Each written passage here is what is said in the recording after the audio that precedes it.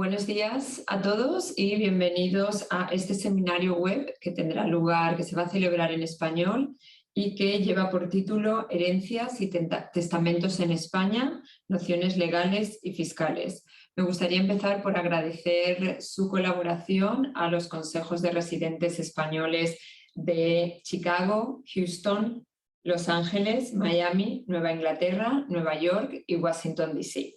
El objetivo de esta sesión es el de resolver las dudas que puedan surgir desde el punto de vista legal y fiscal a la hora de afrontar una partición hereditaria proveniente de España, así como también responder a aquellas preguntas sobre el tratamiento de bienes radicados en España en el caso de sucesiones de titulares no residentes.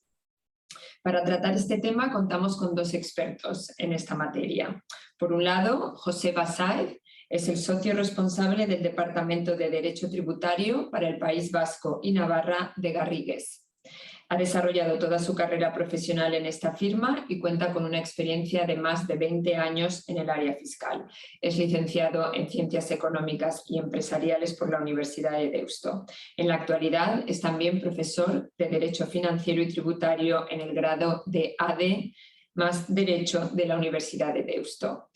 Nuestro segundo ponente es Fernando Varga, socio también de Garrigues del Departamento de Litigación y Arbitraje y actual responsable de dicho departamento en la oficina de San Sebastián.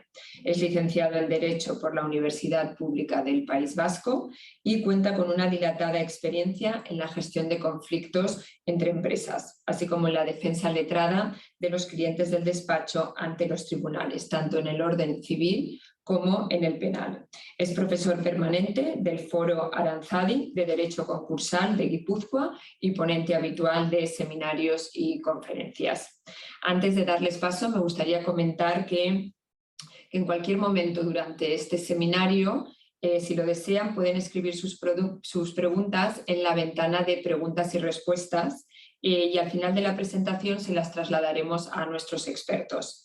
Este seminario está siendo grabado y se publicará en nuestro canal de YouTube durante el día de hoy. Y con esto yo me despido por el momento y les doy la bienvenida y la palabra a nuestros expertos Joseba Sáez y Fernando Varga. Adelante.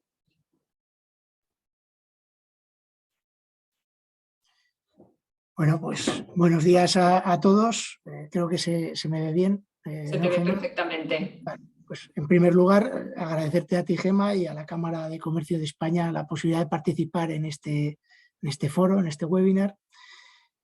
Como has comentado, un poco el objetivo se trata de dar una serie de pinceladas legales y fiscales de lo que puede suponer la sucesión si está regulada por derecho español. Para tratar este tema hemos hecho una presentación, voy a tratar de compartirla para que se pueda seguir de una manera más sencilla la exposición.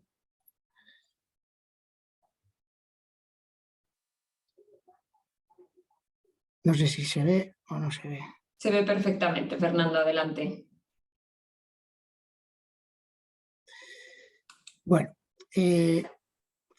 lo primero que tenemos que ver cuando nos enfrentamos a una sucesión es saber qué ley evidentemente regula la misma. ¿Por qué? Pues por varias cuestiones. En primer lugar, porque esa ley nos va a determinar qué requisitos debe tener un testamento para que sea válido, qué personas tienen que heredar o pueden heredar y en qué proporción.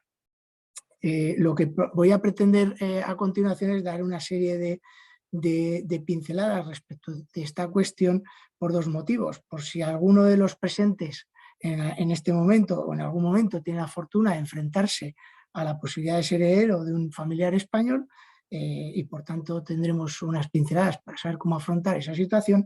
Y en segundo lugar, por si algún español que reside en Estados Unidos desea testar conforme a su ley nacional.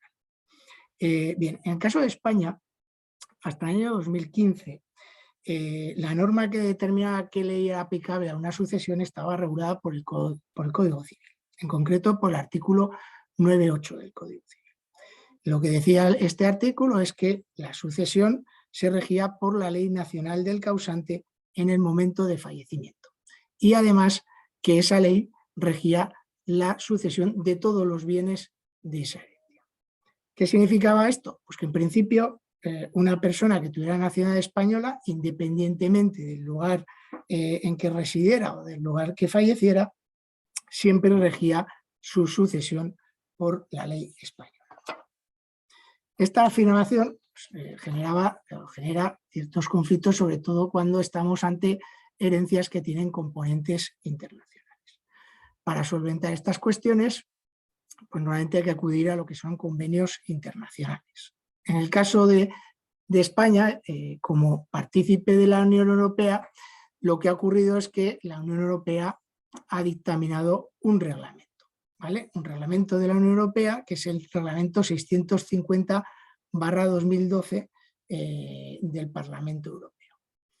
Esta norma, que está en vigor desde agosto del 2015, va a ser la clave para determinar qué ley nos va a aplicar a cualquier sucesión de cualquier persona que tenga nacionalidad de un país miembro de la Unión Europea y, por tanto, también España. Pues bien, este reglamento se basa en dos premisas o dos principios. El primero es el tratamiento unitario de la sucesión, es decir, lo que prevé este reglamento es que la ley que determine este reglamento como aplicable va a regular la sucesión de la totalidad de los bienes integrantes en la sucesión, independientemente del lugar en que se encuentre. Esta cuestión yo creo que es importante. Y la segunda cuestión, que es más importante aún, es que esta ley lo que hace es fijar como criterio para determinar la ley aplicable la residencia habitual del causante. Es decir, en el escenario de España pasamos de la ley nacional como criterio aplicable a lo que es la residencia habitual. Y ello, además, independientemente de que tal norma nos lleve a aplicar la ley de un Estado que ni siquiera sea miembro de la Unión Europea. Esto es importante porque tiene cierta incidencia. En el caso de un español que resida en España en el momento de fallecer él mismo, pues ahí no hay ningún problema, porque la ley aplicable siempre va a ser la española. Pero ¿qué ocurre? Imaginemos el caso de una persona que reside, por ejemplo, en Estados Unidos por motivos de trabajo, su residencia habitual es en Estados Unidos y fallece.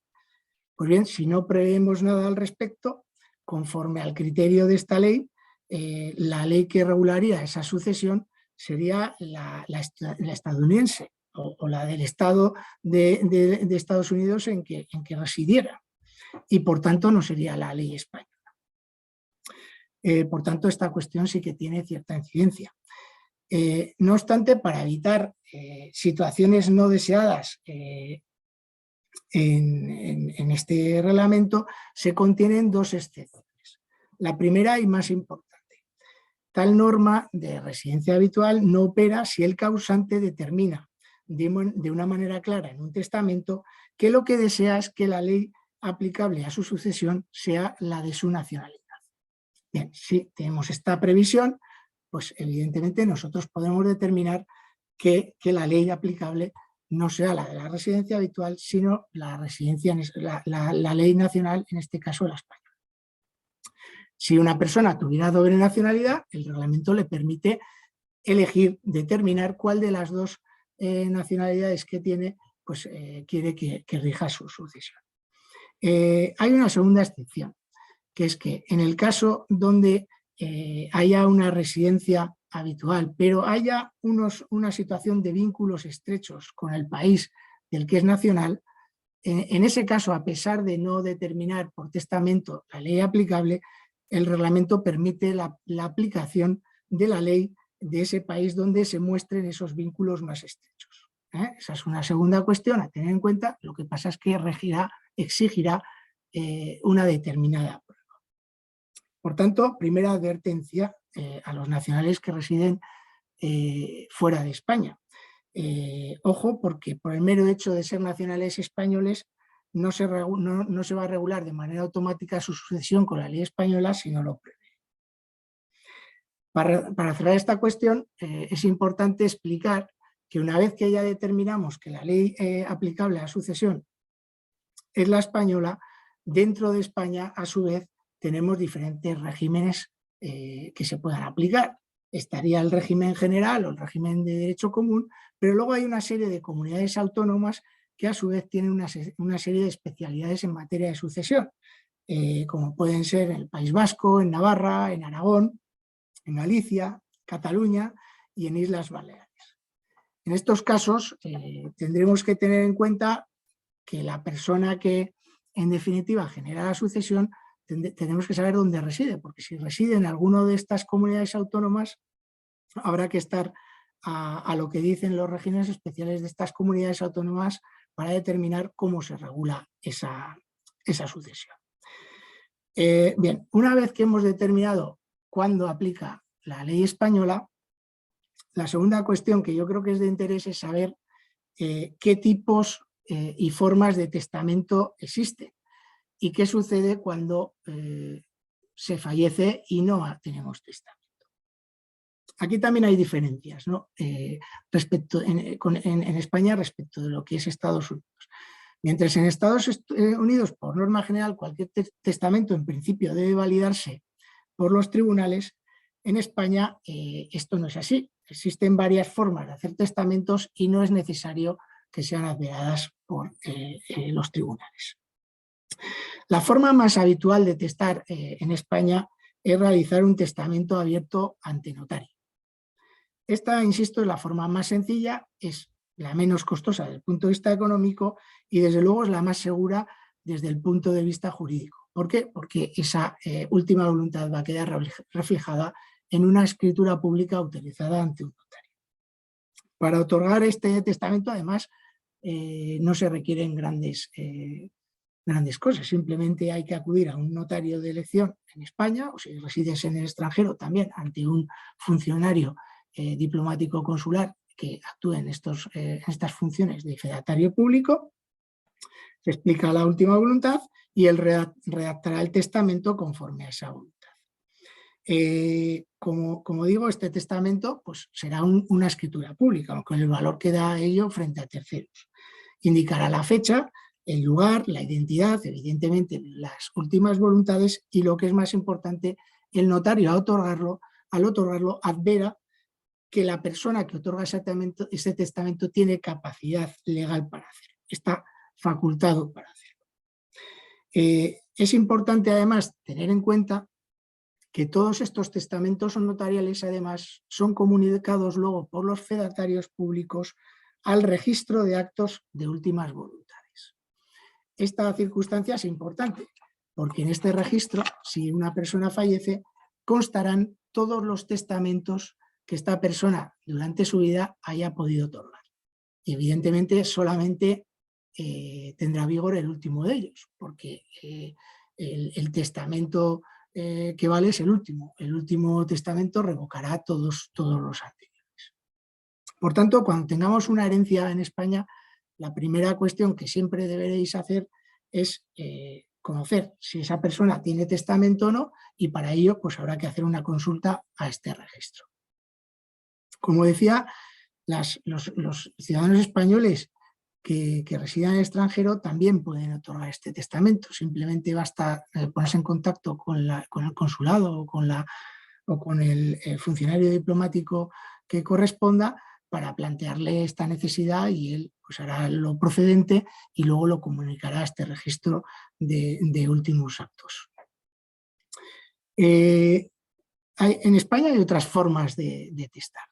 No voy a entrar en ellas, pero sí voy a hacer una breve referencia a una que es curiosa, que es el testamento hológrafo. Es un testamento que se hace de puño y letra del testador y que bueno, ha tenido cierta presencia en los últimos años por razón de la pandemia. Pues han estado muchas personas mayores en casa sin poder salir, los notarios sin poder efectuar su trabajo de una manera correcta y nos estamos encontrando con situaciones donde las últimas voluntades se reflejan en este tipo de testamento. Bueno, el testamento hológrafo, la peculiaridad que tiene es que se hace de puño y letra del testador, siempre se debe hacer por persona mayor de edad y lo principal es que tenga fecha, que tenga firma y que refleje de una manera clara cuáles son las últimas voluntades de la persona. Si un testamento hológrafo no cumple con los requisitos que marca el Código Civil para su validación, lo que ocurre sencillamente es que ese testamento deviene nulo y por tanto tendremos que abrir la sucesión intestada, como si no hubiera un testamento. En el caso de que tengamos un testamento hológrafo, pues la persona que lo ostente lo que tiene que hacer es acudir a un notario en el plazo de 10 días desde conocer el fallecimiento de esta persona y el notario pues le dará trámite. Aquí hay una problemática y es que si hay varias personas que están disputando esta herencia y hay algún problema de interpretación del testamento, puede ocurrir que alguien entienda que ese testamento no es válido, no es real, y puede impugnar el mismo o incluso pedir algún tipo de prueba pericial caligráfica que autentifique la veracidad de la realidad de ese testamento. Por tanto, yo desde luego, desde el punto de vista de aconsejar algo, intentaría o trataría de que cualquier testamento que se vaya a realizar conforme a derecho español se haga de la forma a través de notario, a través de testamento abierto notarial. Bien, si una persona muere con un testamento, pues hay que estarse al testamento, ¿no? Pero ¿qué ocurre si hay una persona que fallece y esa persona fallece sin testamento? Bien, pues en el Código Civil lo que se determina es que se debe abrir lo que se llama la sucesión intestada o sucesión ab intestato. Esta sucesión está regulada por el artículo 912 y siguientes del Código Civil. ¿Qué hay que hacer en estos casos? Pues hay que poner de manifiesto que no existe testamento, para eso hay que hacer esa consulta al registro de últimas voluntades que comentaba anteriormente, y una vez que se acredite esa circunstancia, acreditar que uno es heredero legal de esa persona. Este proceso siempre se debe activar a través de un notario. Y finalmente culmina con un acta notarial que nos va a determinar la condición de herederos. En este caso, como digo, a diferencia del testamento, es el Código Civil el que nos va a determinar cómo se van a repartir esos bienes. Y en principio, pues lo que dice el Código Civil es que en principio las personas que van a heredar los bienes serán en primer lugar los hijos, a partes iguales, y si no hubiera hijos o alguno de ellos hubiera fallecido, pues entre los descendientes de esos hijos. A falta de hijos y de descendientes, pues deberemos recurrir al siguiente eslabón, que serían los padres y los ascendientes. Si hubiera padres, esos padres heredarán a partes iguales. Si solamente hay un padre, pues heredará el padre. Y si no hubiera ninguno de los dos padres, porque ya hubieran fallecido, entonces tendríamos que acudir a los ascendientes del fallecido, a los abuelos. En el caso de que tampoco hubiera abuelos, hubiera ascendientes, el siguiente eslabón que deberíamos acudir sería al cónyuge, siempre que existiera y que ese cónyuge no estuviera separado judicialmente o de hecho del causante. En el caso de que no hubiera cónyuges, bueno, el siguiente eslabón serían los hermanos del causante. Y si algún hermano del causante hubiera fallecido o no existiera, deberíamos acudir a los sobrinos del fallecido. El siguiente eslabón serían los tíos carnales del fallecido, que heredarían por partes iguales. Y si no hubiera tampoco tíos, ya estaríamos en el último eslabón, que serían los parientes colaterales de cuarto grado, que serían los primos o los tíos segundos o los sobrinos segundos. Cuando ya hemos llegado a todos estos eslabones y no hay nadie, pues lo que dice el Código Civil es que heredaría el Estado español. Por tanto, insistir en la idea de que es el Código Civil el que determina cuál es el orden de reparto, cuál es el orden de herencia en los casos de herencia ab intestato, y habrá que ir siguiendo pues este orden. Una cuestión que os planteábamos, que yo creo que es de interés, cuando estoy ante un supuesto de una herencia, ¿puedo plantearme la renuncia a la misma? Pues la respuesta a esa pregunta es sí, y además en ocasiones creemos que puede ser beneficioso, ¿no? Principalmente en dos situaciones, ¿no? La primera situación, lo primero que tenemos que tener claro es que cuando aceptamos una herencia aceptamos todo, aceptamos derechos, sí, pero también aceptamos deudas y obligaciones. Con lo cual, antes de plantearnos una aceptación de la herencia, tenemos que estar seguros de que lo que vamos a recibir es más de lo que se va a tener que pagar. Porque, insisto, nos subrogamos en todas las obligaciones. Con lo cual, ojo, porque puede ser el caso de que aceptemos una herencia, haya más pasivo que activo, e incluso tengamos que hacer frente con nuestro propio patrimonio a las deudas del causante. Entonces, cuando haya una situación, o sospechemos que hay una situación de más pasivo que activo, pues habrá que pensar si nos interesa aceptar la herencia o queremos rechazarla. Ahí, en esos casos, una de las figuras que pudiera tener cierto interés es el de aceptar la herencia a beneficio de inventario. Esa posibilidad es interesante porque lo que permite es, bueno, yo acepto la herencia, pero mi responsabilidad para pagar deudas únicamente opera hasta el activo de esa herencia. Si las deudas, una vez liquidado ese activo y pagadas las deudas existentes, todavía existen, esos acreedores no van a poder acudir frente al heredero. Por tanto, en esas situaciones donde haya dudas sobre la existencia o no de deudas, esta figura de aceptación de herencia en beneficio de inventario puede tener cierto interés. La otra circunstancia que se puede dar es que los costes fiscales de una aceptación de la herencia sean tan elevados, teniendo en consideración lo que vamos a heredar, que quizás no nos interese aceptar la herencia. Bueno, en uno u otro caso, pues habrá que estar seguros de que esas situaciones se dan, y si no se dan, pues acudir a un abogado para que nos pueda asesorar de esa circunstancia. Importante, tenemos que saber que la renuncia a la herencia solo opera si es expresa y debe hacerse ante notario. Y además es irrevocable, es decir, una vez que lo hacemos ya no hay marcha atrás. Y otra cuestión importante es que cuando aceptamos la herencia lo hacemos de manera irrevocable, es decir, no podemos aceptar la herencia y luego, una vez que sepamos que esa herencia pues tiene más pasivo que activo, queramos dar marcha atrás y renunciar. No, la renuncia se hace previamente a la aceptación, y si aceptamos ya estamos ligados a esa aceptación de herencia y debemos cumplir con las obligaciones como heredero. Una vez hecho esto y explicado esta cuestión, nos quedaría entrar un poco en cómo se reparte dentro del Código Civil la herencia, ¿no? Y si hay alguna especialidad en el ámbito autonómico. Bien, todo lo que es el reparto de la herencia viene regulado en el Código Civil, en lo que es derecho común. Y en cuanto a las especialidades que hemos comentado de las comunidades autónomas que tienen su ley específica, habrá que ir a esas leyes específicas. En lo que respecta a lo que es régimen común, el Código Civil lo que establece es que la herencia se debe repartir o se reparte en 3 tercios, ¿vale? El primer tercio sería el tercio de legítima estricta.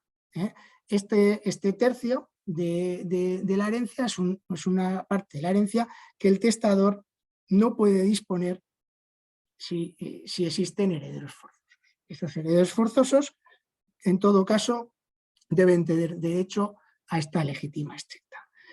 ¿Cómo se reparte? Pues en primer lugar, entre los descendientes a partes iguales. Si no hubiera descendientes, el siguiente heredero forzoso sería el ascendiente o los ascendientes, y de esa manera seguiríamos con el mismo orden que he comentado anteriormente, siempre por partes iguales. Es importante tener en cuenta que el testador, aunque quiera, aunque lo determine incluso en el testamento, nunca puede privar a un heredero forzoso de esta legítima estricta. De tal forma que si hay un testamento que no cumple o que no respeta esta legítima estricta, deberá impugnarse para pelear esa legítima estricta. Para la fijación de la legítima estricta, para ver qué es lo que qué parte es indisponible, lo que tenemos que tener en consideración es el valor de los bienes a fecha de fallecimiento, con deducción de las deudas. De esa manera sabremos qué porcentaje no es disponible. Y aquí hay una cuestión que tenemos que tener en cuenta. En ocasiones, cuando vamos a enfrentarnos a una herencia, vemos que ha habido salida de patrimonio, salida de bienes pues, unos años antes o un momento antes de fallecer, en favor de terceros o en favor de otros herederos. En ese caso hay que tener muy presente que esas donaciones se deben traer a colación a la propia partición de la herencia, es decir, debemos cuantificar su valoración y computarlas dentro del patrimonio únicamente a efectos de saber cuál es esta parte de herencia que no es disponible por parte del testador. No significa que esas donaciones no sean válidas, pero si perjudican a la legítima lo tendremos que tener en presente para tratar de preservar los derechos de esos herederos forzosos. El segundo tercio en el que se divide la herencia es el tercio de mejora. Este tercio, a través de este tercio, lo que puede hacer el testador es mejorar a uno o varios de los herederos forzosos de su herencia. Es decir, se debe repartir entre los herederos forzosos, pero a diferencia del tercio de legítima estricta, que se debe repartir a partes iguales entre estos herederos, aquí no. Aquí el testador puede decidir si mejora a uno o si mejora a varios. Y por último, el último tercio en que se divide la herencia sería el tercio de libre disposición. Y aquí el testador lo que puede hacer es lo que él entienda o quiera. Puede dejar este tercio a cualquier persona, aunque no sea heredero suyo, o puede mejorar nuevamente a un heredero que él entienda que lo merece por su última voluntad. Por tanto, se reparte en tres partes: legítima estricta, tercio de mejora y tercio de libre disposición. Alguien puede preguntar, ¿y el cónyuge del causante tiene derechos hereditarios?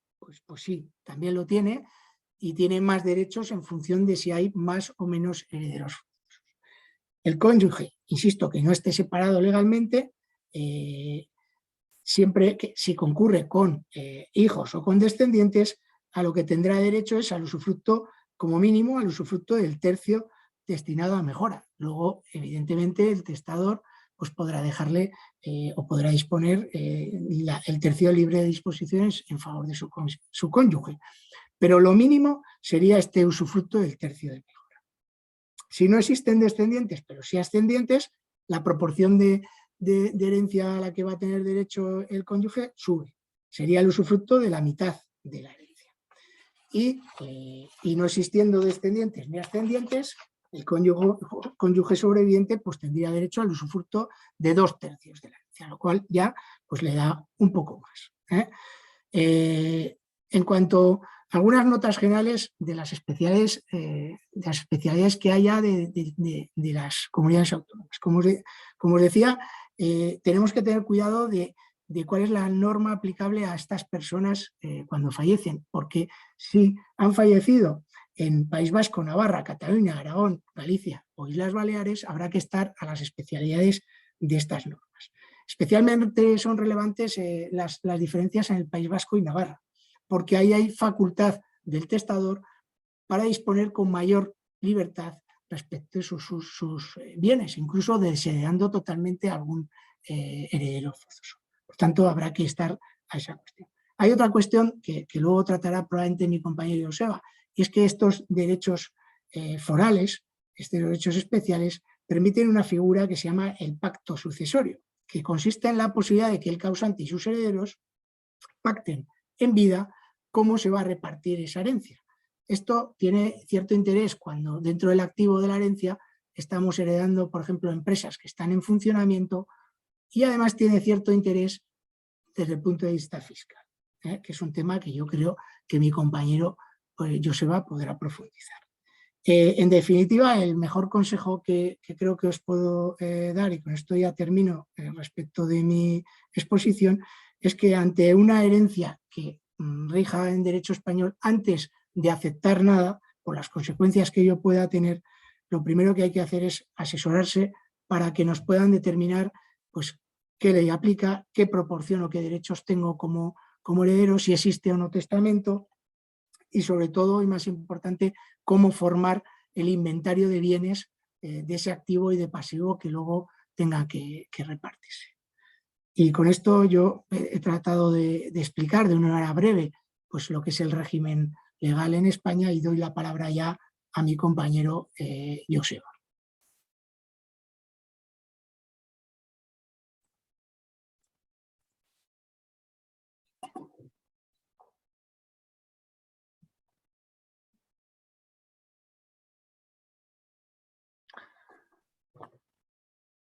Muy bien. Buenos días.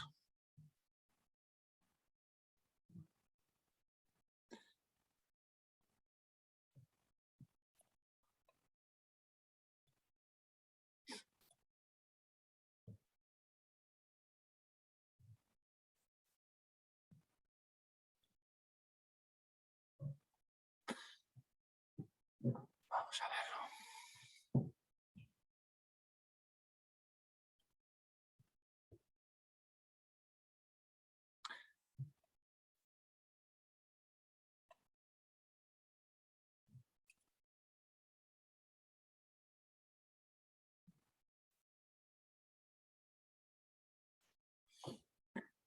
Buenos días. Soy Joseba Sáez. A mí me corresponde la parte fiscal de la charla. No sé, mi compañero Fernando tenía una presentación, yo también, no sé si se está compartiendo. Sí, Joseba, la estamos viendo no en el formato full screen, pero se ve bien. Si Se ve quieres, bien. sí.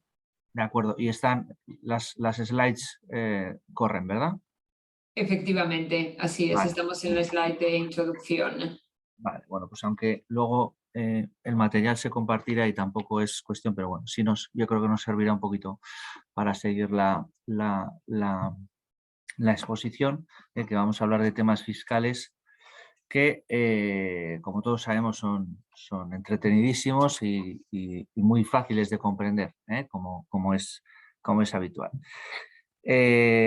Bueno, Fernando ha expuesto cuál es el régimen civil, cuál es digamos, el régimen sustantivo de las herencias en España bajo perspectiva de derecho español y claro, tenemos luego un componente muy relevante que va a ser la fiscalidad de todo ello. Bien, pues en efecto en España existe un impuesto sobre sucesiones y donaciones que hace tributar estas transmisiones de patrimonios, digamos, lucrativas, es decir, sin contraprestación. En Estados Unidos este impuesto apenas existe o es muy inmaterial, pero en España veremos ahora que no es así. El impuesto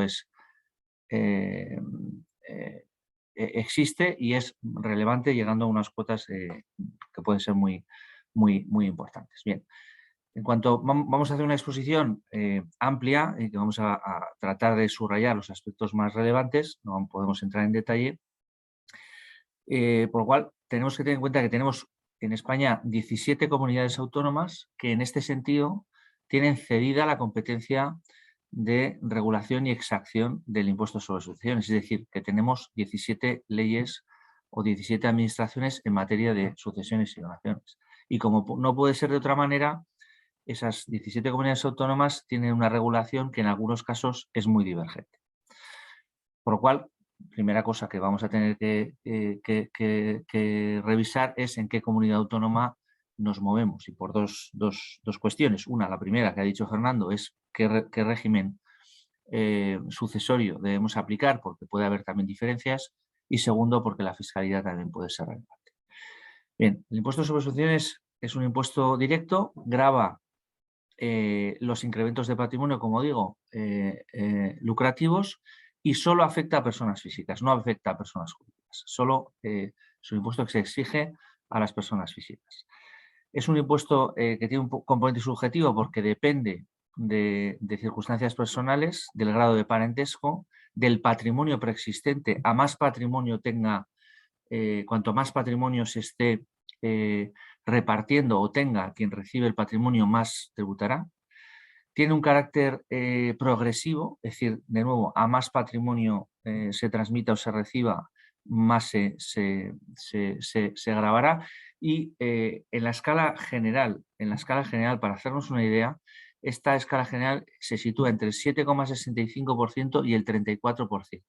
Y el 34% de cuota sobre patrimonio se aplica a partir de 797.000 euros, de aproximadamente 800.000 euros, lo cual no es una cantidad tan grande. Pero no solo eso, sino que esa escala además se ve incrementada por unos coeficientes multiplicadores que de nuevo dependen del grado de parentesco y el patrimonio preexistente.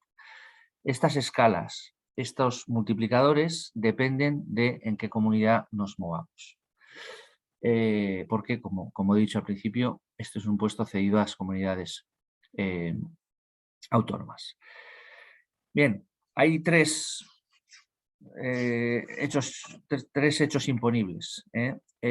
Uno, adquisición mortis causa, lo que sería una sucesión, patrimonio que yo voy a recibir por fallecimiento de otro contribuyente, pero también el impuesto grava las adquisiciones inter vivos, las donaciones, y también grava las percepciones de seguros sobre la vida, siempre que el beneficiario sea persona distinta del contratante. Es decir, los seguros sobre la vida, solo esa tipología de seguros, también tributan en España por impuestos sobre sucesiones. Los obligados al pago, ¿quién paga este impuesto? ¿Quién se somete a estas cuotas? Pues en sucesiones mortis causa, los causavientes, los herederos. En adquisiciones intervivos, los donatarios, quienes reciben la donación. Y en seguros sobre la vida, los perceptores, los beneficiarios. Aquí quiero advertir que en donaciones es el donatario el que recibe la donación, el que debe afrontar el tributo. Pero ojo, porque en donaciones, en España también existe entonces un gravamen en sede del transmitente, el donante.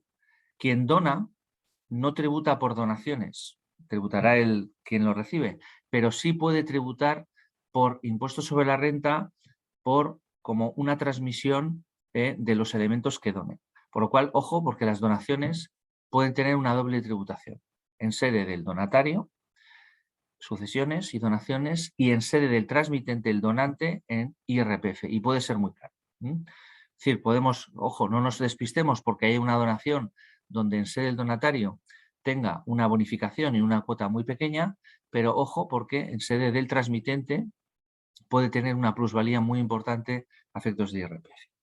Bien, los sujetos pasivos del impuesto habrá de dos tipos. Los residentes en España, que tributarán respecto a todo el patrimonio mundial, todo el patrimonio que reciban de forma lucrativa, con independencia de dónde se localice, y serán obligados, o mejor dicho, sujetos pasivos por obligación personal, y los no residentes también pueden ser sujetos pasivos por obligación que se llama personal y será respecto a los bienes y derechos situados en España o que hubieran de ejercitarse en España o que hubieran de cumplirse en territorio español. Es decir, un no residente puede estar sometido al impuesto sobre sucesiones y donaciones español en la medida en que los bienes que sean objeto de sucesión o donación estén situados en España. Bien, competencia de las comunidades autónomas. Como hemos dicho, es un impuesto cedido, por lo cual las comunidades autónomas tienen cierta discreción para regularlo. Y es en materia de reducciones, bonificaciones, fijar la tarifa, hay unas diferencias muy sustantivas. Esta es la escala general, la base, que como hemos dicho va del 7,65 al 34%, con unos multiplicadores que dependen del patrimonio preexistente, a partir de, el máximo es a partir de 4 millones, pero son unos coeficientes que vemos que pueden llegar hasta el 2,4 veces la cuota que resulte. Eso va a depender de los grupos de parentesco, es decir, de si somos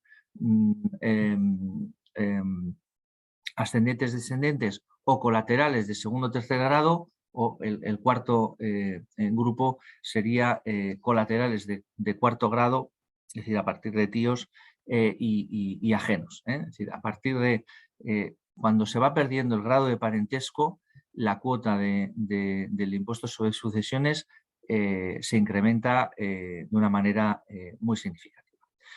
Por ver estas diferencias, aquí pongo un ejemplo que está extraído, lo he escogido por ser muy reciente, de un informe que había preparado el Instituto de Estudios Fiscales, y es para una renta vamos a decir, una sucesión alta de 8 millones de euros, de los cuales 2 son de una empresa familiar, que donde las empresas familiares gozan de unas reducciones específicas, ¿vale? Entonces, estaríamos hablando de una herencia que en todo caso podría estar grabada en unos 6 millones de euros. Es una herencia alta. Pero bien, vamos a ver, fijémonos en la diferencia que hay por comunidades, donde habrá comunidades donde esto se está grabando al final a tipos de medios, al final de 25, en torno al 25%, cuando habrá otras comunidades, y hablo de las más gravosas, donde son Asturias, Aragón, Canarias y Cataluña,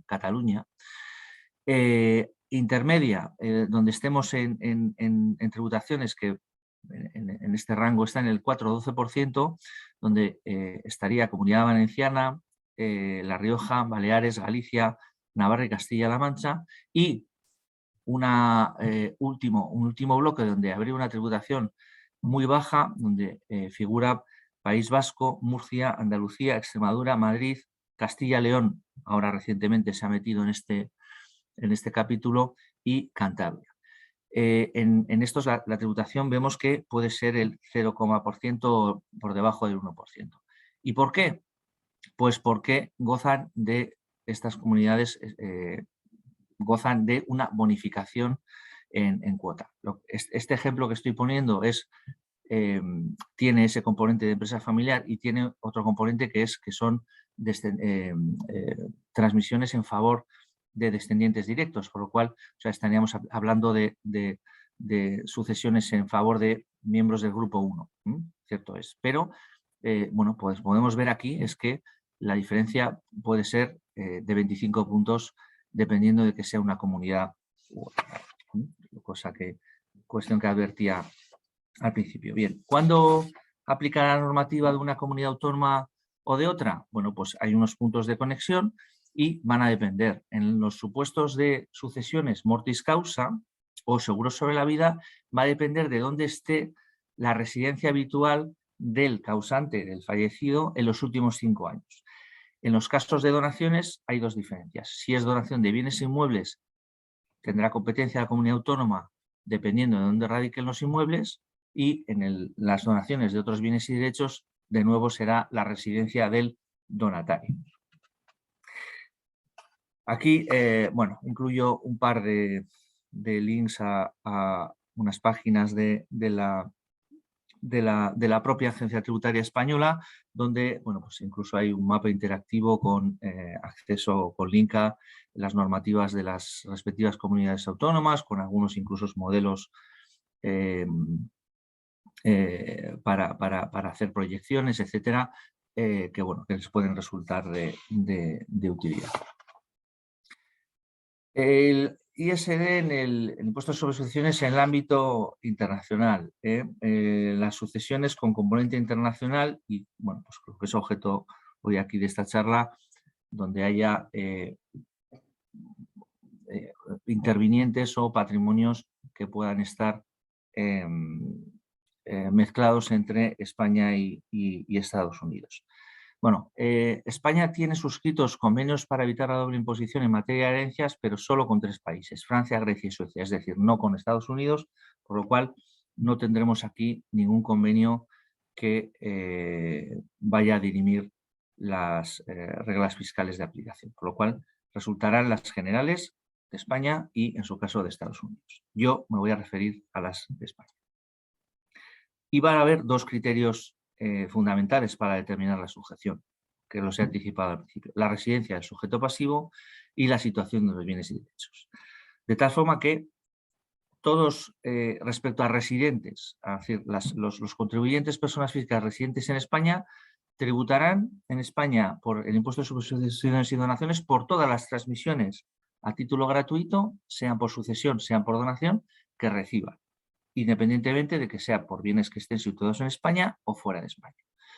Y respecto a no residentes, tributarán en España por el impuesto sobre sucesiones y donaciones, en su caso por los bienes que estén situados en España. Por lo cual, bueno, pues aquí tendremos es que residente en España que reciba bienes por donación o herencia situados en Estados Unidos tendrá que tributar en España por ello, y a su vez residentes en Estados Unidos que reciban por donación o herencia bienes situados en España, pues tendrán que tributar en España respecto a esos bienes. Bueno, sobre esto ha habido cierta controversia resuelta finalmente, porque hasta hace no tanto era discutible que se pudiera aplicar a no residentes los beneficios o las, vamos a decir, las mejoras que introducían en su caso las normativas de las comunidades autónomas. Bien, esto era algo que no se admitía, finalmente se admitió a nivel Unión Europea y posteriormente también para contribuyentes incluso no residentes en la Unión Europea. Por lo cual, hoy día todos los contribuyentes por obligación real, sean o no residentes en la Unión Europea, pueden beneficiarse de aplicar la normativa autonómica si es de aplicación.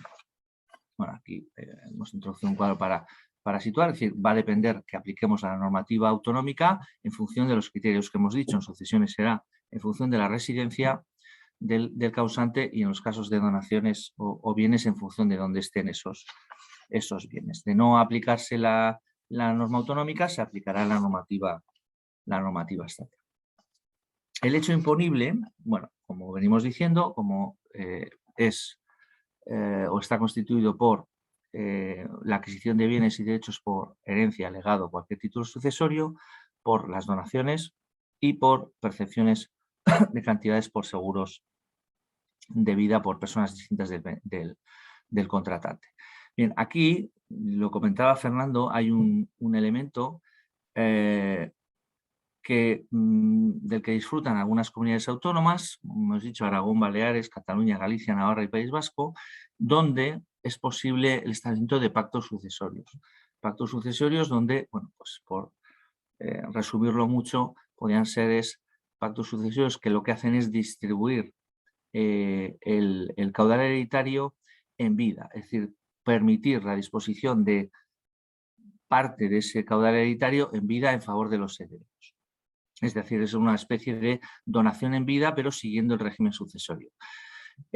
Bueno, ¿esto qué nos permite? Pues nos permite, desde el punto de vista civil, reordenar o administrar patrimonios especialmente empresariales en vida, pero bueno, y además es que fiscalmente este pacto sucesorio puede tener, hay que revisarlo en cada jurisdicción, pero puede tener el carácter de adquisición mortis causa de sucesión, por lo cual lo que podemos beneficiarnos es, uno, del régimen de sucesión, que es en general mejor del de donación; dos, de los incentivos de las adquisiciones mortis causa, por ejemplo, de las transmisiones de empresas familiares; y tres, es que si tributa por sucesión es incompatible con impuestos sobre la renta, por lo cual eso que advertíamos en el caso de donación, pues aquí no se daría. Es decir, si yo adquiero por sucesión, por herencia, no existe tributación en IRPF en sede del fallecido del causante, en este caso no fallecido, pero sí causante por pacto sucesorio, por lo cual, bueno, pues permite ese ahorro o permite esa transmisión en vida de bienes que, de hacerse vía donación, pues tendrían un coste fiscal importante. Bueno, pues esto, lógicamente, ha de analizarse caso a caso, pero puede ser una materia interesante.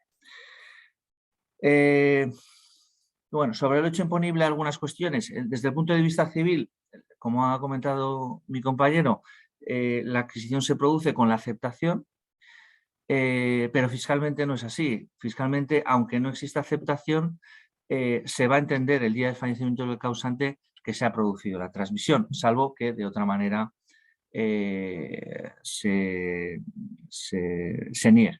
En este caso existe la figura de la repudiación y renuncia, pero ha de ser fehaciente, por lo cual lo deberemos hacer constar en escritura, esa renuncia. Y además, cuidado porque en el régimen fiscal la renuncia tiene varias variantes. Es decir, una renuncia pura y simple, una repudiación pura y simple, sí que puede estar exenta de coste fiscal y puede ser además una escapatoria a la hora de afrontar el coste fiscal de bienes que tengan valor pero no liquidez.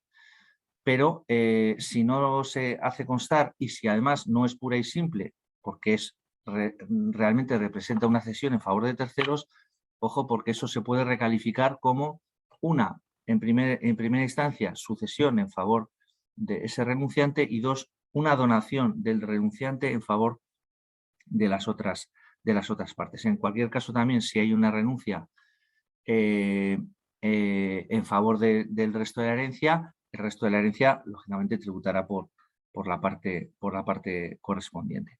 Y si la repudiación o renuncia se hace después de prescrito el impuesto, si existe la tentación de decir, bueno, dejemos pasar el plazo de prescripción, que es de 4 años desde la fecha de fallecimiento, prescribiría el derecho de la administración a exigir el impuesto y queremos repudiar en ese momento, en ese caso el beneficiario, el que resulte beneficiario, tributará en concepto de donación, por lo cual cuidado porque podemos estar difiriendo el problema pero no evitando.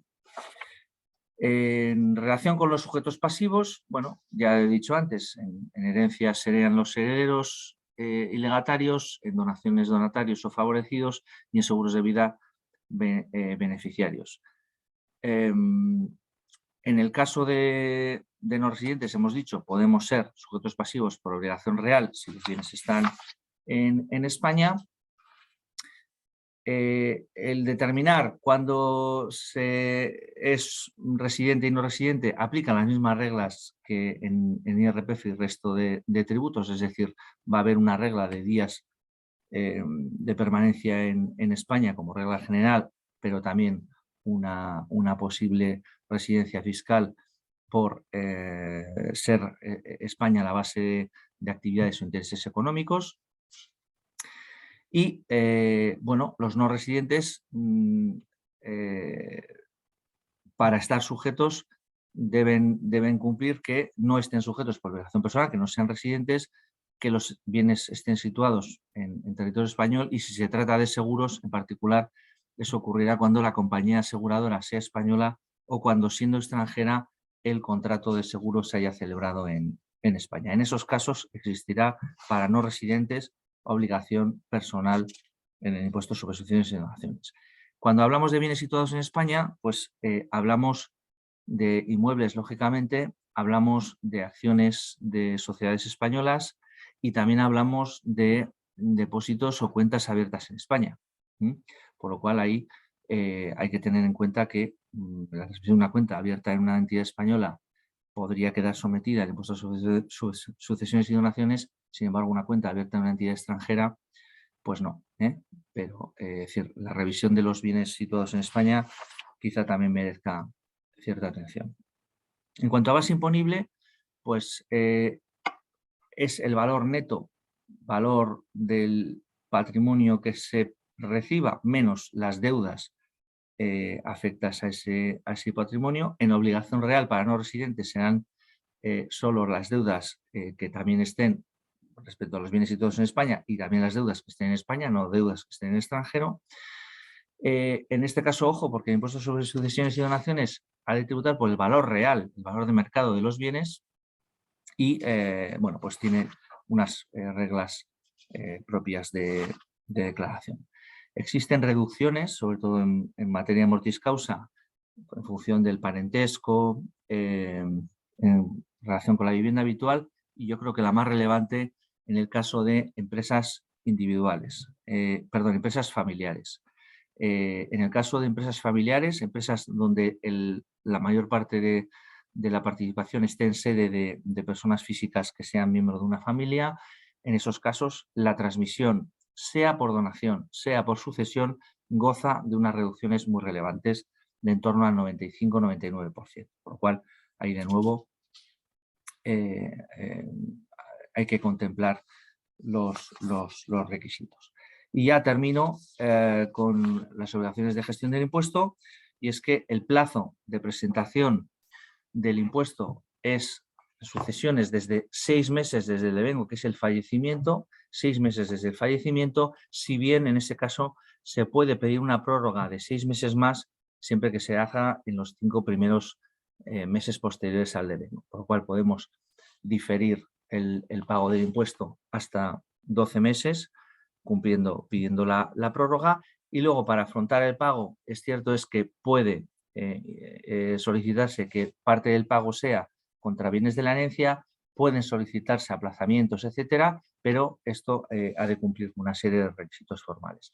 En el caso de donaciones, el plazo es mucho más corto, es de 30 días desde que se ejecute el acto o contrato, y en el caso de no residentes debemos advertir también que a efectos de presentar las correspondientes autoliquidaciones, pues habrá de identificarse frente a la Administración española, por lo cual habrá que obtener un número de identificación fiscal y nombrar un representante fiscal para que actúe o que se pueda comunicar con la Administración española. Y bien, hasta aquí termino con mi parte y no sé si ha habido alguna pregunta o los vamos a... Sí, tenemos preguntas. Si quieres, Fernando, para la presentación.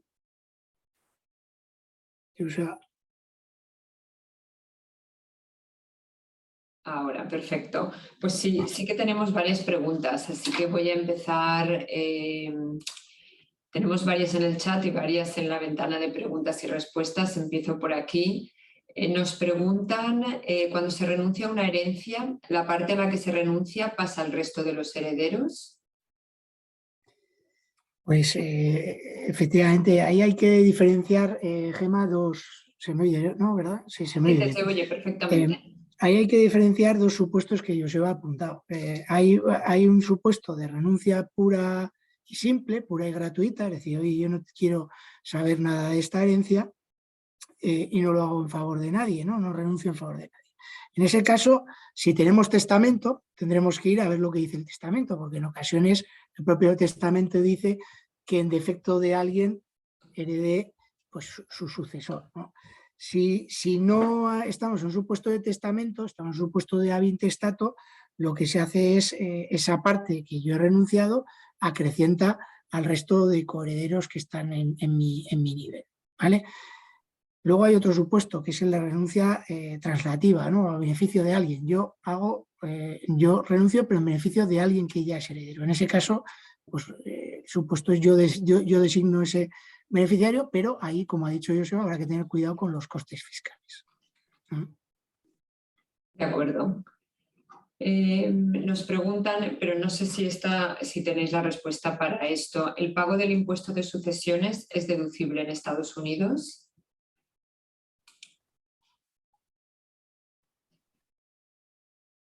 Fernando, Joseba. Sí, esto habría que consultarlo. Yo me temo que no, Me imagino. pero habrá que consultarlo. Me temo que no, porque sería deducible del impuesto sobre sucesiones en Estados Unidos. Es decir, si existe el concepto generalmente de deducción por doble imposición en todos los tributos respecto a lo que por ese mismo tributo se haya pagado en otro país. Es decir, en España, si esto se recibe una herencia de Estados Unidos y se paga impuesto sobre sucesiones en España, se podrá deducir la parte del impuesto pagado en Estados Unidos o en el país extranjero que fuera, se podrá deducir la parte correspondiente, con unos límites, etc. Pero aquí en el caso de Estados Unidos me temo que no existiendo o siendo muy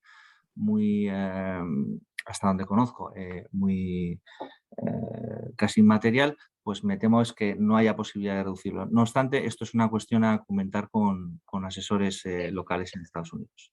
De acuerdo. ¿Qué reglamento de herencia se aplicaría a los bienes en España de una persona con doble nacionalidad, española y Estados Unidos, con residencia en España?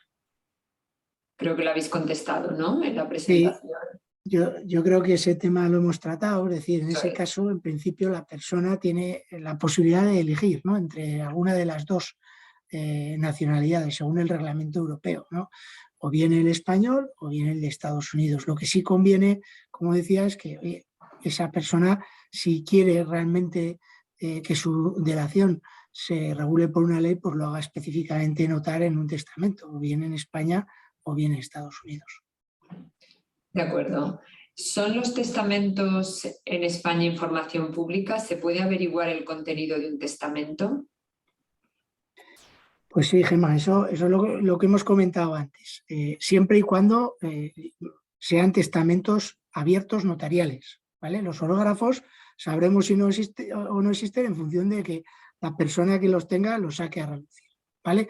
Todo testamento notarial se tiene que inscribir en el registro de últimas voluntades. Entonces, lo que habrá que hacer para saber es pedir esa información.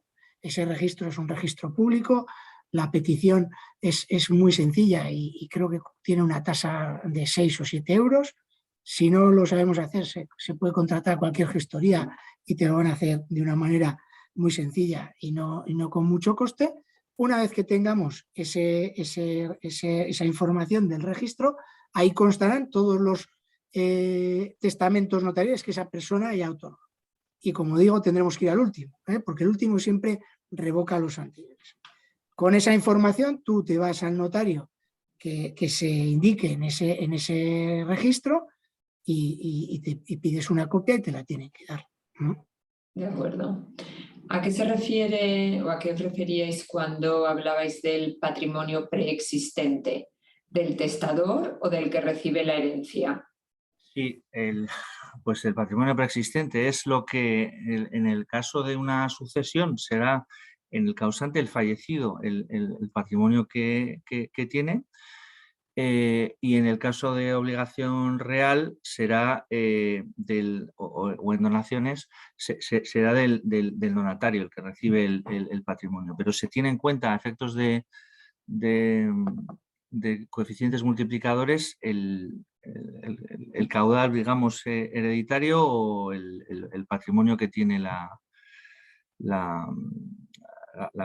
quien recibe ese patrimonio. Hay una pregunta, bueno, que creo que vosotros seguro sabréis a qué se refiere. Por ejemplo, dice 2.4 multiplicado por 34%, es decir, 86% de reducción de la cantidad transferida. No sé si en algún momento habéis mencionado estos números. Sí, no. Aquí, bueno, estos son los coeficientes multiplicadores. No es exactamente así, no es lo que hay una tabla que es progresiva y lo que va haciendo es a más patrimonio va aplicando un gravamen, pero es progresivo, y el coeficiente multiplicador lo que hace es que luego, en función del patrimonio preexistente y el grado de parentesco, aplica a lo que resulte de aplicar la primera tabla, le aplica un coeficiente multiplicador. No tiene por qué ser 2,4 por 34, sería, o eso podría llegar, pero solo a un tramo de la herencia, ¿vale? Pero sí que podemos llegar a unos porcentajes altísimos si el grado de parentesco y el patrimonio persistente es muy alto. De acuerdo. Además de pagar los impuestos de donación, ¿se deben declarar las herencias en la declaración de la renta y pagar más impuestos? Vamos a ver, lo que he comentado es, en una donación de un residente en España, lo que habrá es, por ejemplo, pensemos a alguien que done un inmueble y done un inmueble en España a un residente en Estados Unidos. Bien, pues ahí tendremos que por donación, siendo un inmueble en España, quedará sujeto en España, por lo cual deberá tributarse en España por el impuesto sobre sucesiones y donaciones, tributará el no residente, el estadounidense que recibe ese bien que está situado en España, por un lado, pero es que ese transmitente, ese donante español que tributa a efectos de IRPF en España, tiene o experimenta, con motivo de esa donación, experimenta una ganancia patrimonial por diferencia entre el coste de ese inmueble, el coste que él tuvo, y el valor de mercado de ese inmueble en el momento de la transmisión. Es decir, es como si vendiera el inmueble, por lo cual puede tener el residente en España, también un efecto en IRPF. Entonces, lo que he advertido es que, ojo, porque las donaciones pueden ser muy costosas, no solo por la parte de donaciones, sino por el efecto en IRPF de los transmitentes. Por eso no se hacen tantas donaciones. De acuerdo. ¿Qué ocurre si un bien inmueble no tiene valor de referencia? ¿Cómo se calcula? Por ejemplo, poner un ejemplo, un solar en un polígono industrial. Bueno, pues ahí yo me temo, habrá que hacer una valoración y lo mejor sería contar es con una tasación pericial, con una tasación de un valorador. De acuerdo. Si los herederos, uno reside en España y el otro en Estados Unidos, ¿tributarían diferente?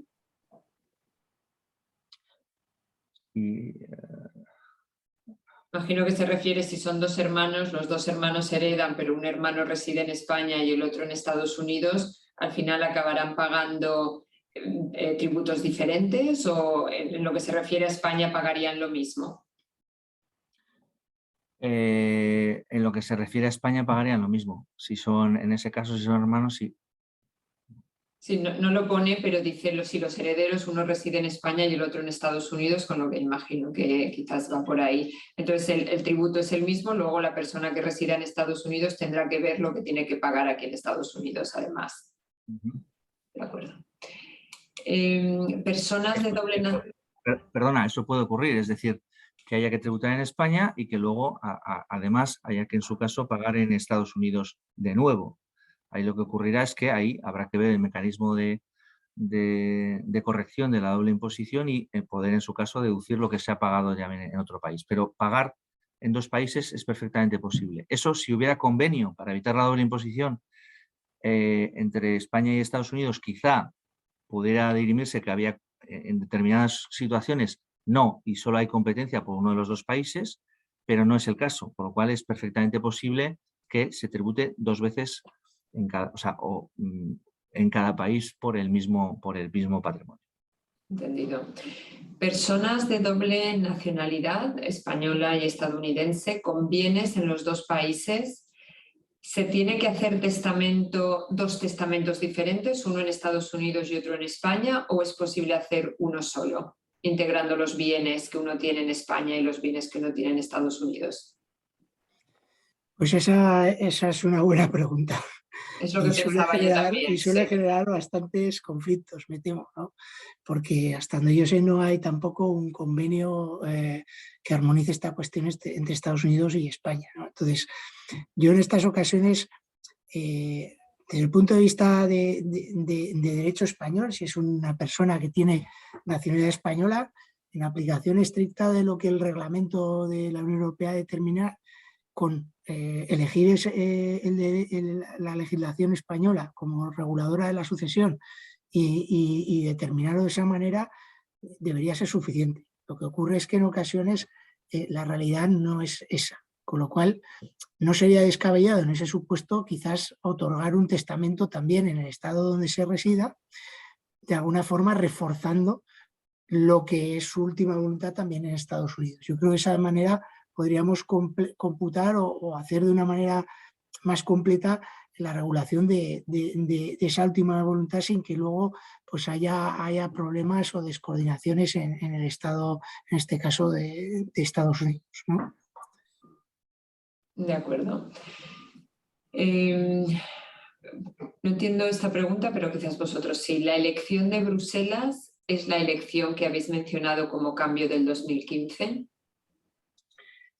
Bueno, Gemma, yo lo que he explicado es que efectivamente en España había una regulación anterior al reglamento.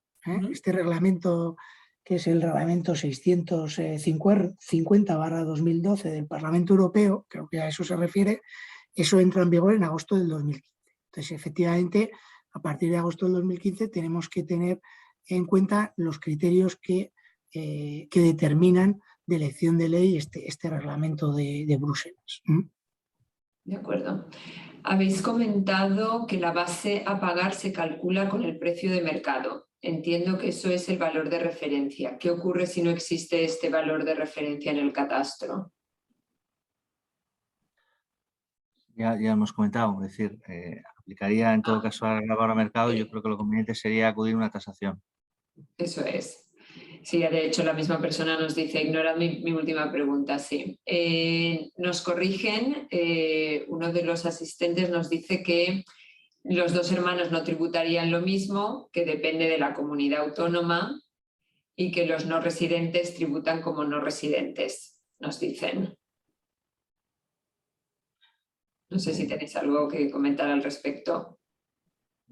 Sí, no sé, antes hemos hecho con la pregunta, no sé, que no sé. Sí, no, alguien nos preguntaba si dos herederos, uno residente en España y otro no residente, si al final tienen que pagar lo mismo. Y hemos hablado de lo que tendrían que pagar en España, si en España tendrían que pagar los mismos impuestos. Efectivamente, es decir, aquí estamos hablando de en España, que es una cosa, y en Estados Unidos otra, donde en principio en Estados Unidos no hay o es muy baja la tributación, pero sí, yo me estaba refiriendo a tributación en España, claro. De acuerdo. ¿Qué porcentaje tributario se aplica a la plusvalía de bienes muebles? ¿El de herencia u otro? Plusvalía de bienes muebles. A ver, si nos estamos refiriendo... Aquí hay una cuestión, es sucesiones y donaciones que va a gravar por sucesión o adquisición vía donación, sucesiones con su escala, y otro tema es, si estamos ligándolo a lo que hemos dicho de donaciones, la plusvalía que puede haber en otros impuestos como es el IRPF. En IRPF hay otra escala que en este caso para ganancias patrimoniales se sitúa, es fija, se sitúa entre un 20, depende de la comunidad, vamos a decir 20-25%.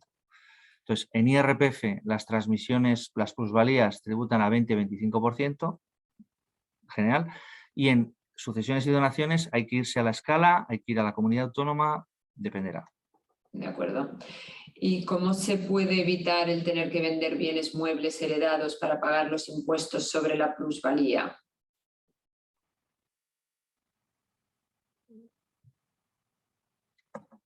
Hombre, no sé, claro, si tenemos una herencia Claro. de unos bienes no líquidos y tenemos que afrontar el pago del impuesto, pues efectivamente tenemos un problema de liquidez para afrontar el pago del impuesto. Efectivamente, Bueno, ahí cada uno ¿no? tendrá que tomar la decisión que le parezca mejor, me temo. Pero esto es una cuestión ya casi financiera, ¿eh? Bueno, ahí tiene un componente financiero y tiene otro, es como hemos dicho, el poder incluso renunciar a... Pero bueno, para no ser grabado por renuncia tiene que ser una renuncia total, no se puede hacer una renuncia parcial, ¿eh? Tendría que ser total, es decir, desentenderse completamente de la herencia, y si no, vamos a tener que entrar o una fórmula, existe la posibilidad de aplazamiento, existe la oportunidad, bueno, existen fórmulas para tratar de afrontar las deudas derivadas de una sucesión. De acuerdo. Había varias preguntas sobre si vamos a enviar la grabación del evento, si enviaremos la grabación del evento y también enviaremos, si les parece bien a los ponentes, la presentación que han hecho esta mañana. Y así que, porque hay bastante gente que se hubiera conectado desde California, pero bueno, la diferencia horaria lo hace siempre muy complicado. Yo creo que con esto ponemos punto final a esta sesión sobre herencias y testamentos en España.